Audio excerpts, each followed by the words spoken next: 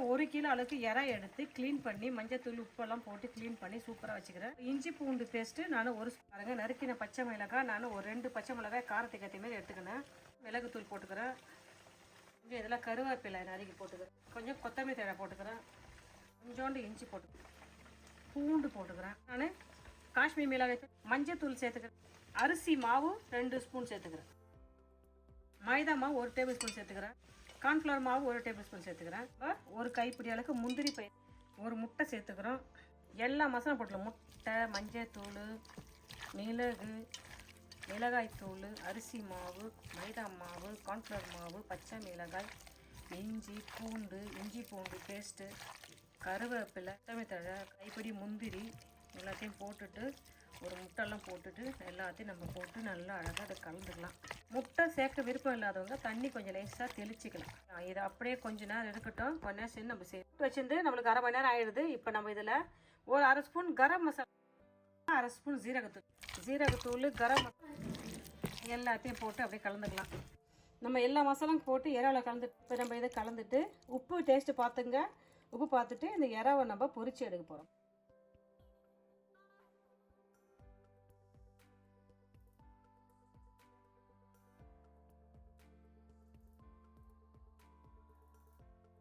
இறை வேக வேண்டிய டைமு ஒரு 2 நிமிஷம் தான், 3 நிமிஷம் தான்.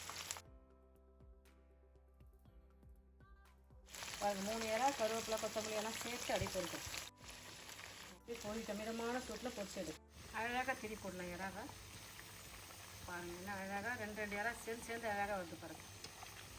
அப்படியே முந்திரி பயிர், பச்சை மிளகாய், கருவேப்பிலை, கொத்தமல்லி, இஞ்சி பூண்டு எல்லாம் சேர்ந்து இந்த சூப்பராக இருக்குங்க. சாப்பிட்றதுக்கு கிறிஸ்பியாக இருக்கும், டேஸ்ட்டாக இருக்கும், ரொம்ப நல்லாயிருக்கும்.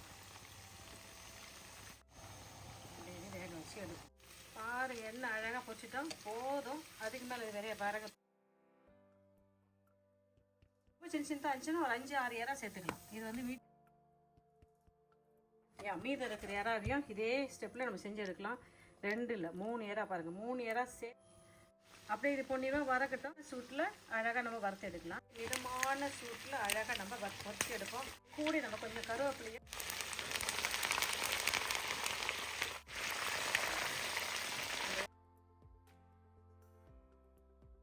இப்போ நம்ம ஃபைனலாக எடுக்கிற நேரத்தில் நம்ம அந்த பச்சை மிளகாயும் கருவேப்பிலை சேர்த்து பொரிச்சிட்டோம்னா பாருங்க என்ன சூப்பராக சுவையாக செஞ்சுட்டோம். வாங்க சாப்பிட்டு பார்க்கலாமா?